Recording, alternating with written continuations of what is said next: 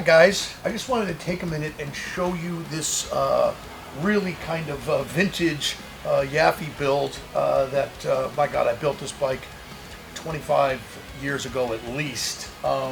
It's a late 70s FLH that a customer had brought in the shop and wanted a full custom out of it, so we pulled off. It had bags and the tour pack and the fairing and full dress kind of parade bike.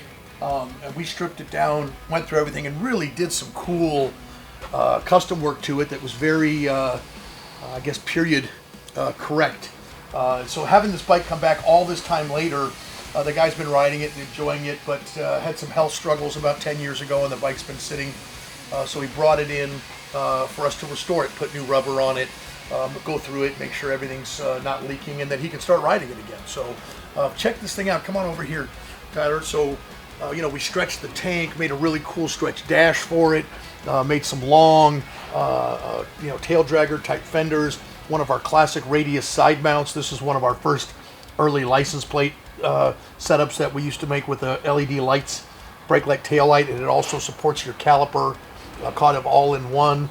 Found him some old centerline mags and polished those up, polished the whole drivetrain, went through the bike and added a 5-speed and a kicker to it, which was a really cool kit back then, so it's still electric start.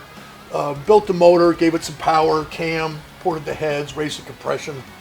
These are our old forward controls that we used to make. These are our old snake arm mirrors.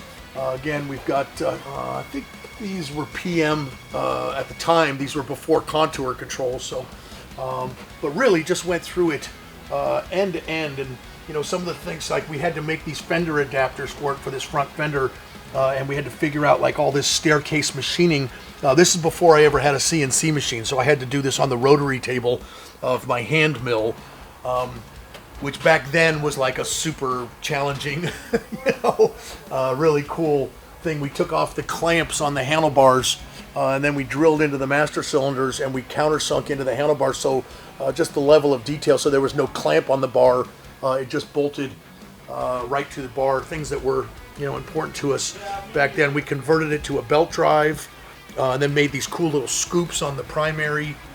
We made a derby cover and an inspection cover with scoops on them to bring air in to the primary to keep the belt cool and operating nice, and really preserve some of the classic FLH styling or icon things like the oil tank and stuff like that, but really just made them a really cool boulevard cruiser. And it's super cool to see all these years later, see these bikes come back still in wonderful shape, and then actually get a chance to restore it and get it running for the guy again, because he still wants to enjoy it. So anyway, check it out. This is one of our decades, many decades old projects. We've been at it a long time, but it's really cool to see this stuff come back. And then to paint too, Dawne Holmes, who's a wonderful graphic artist and painter.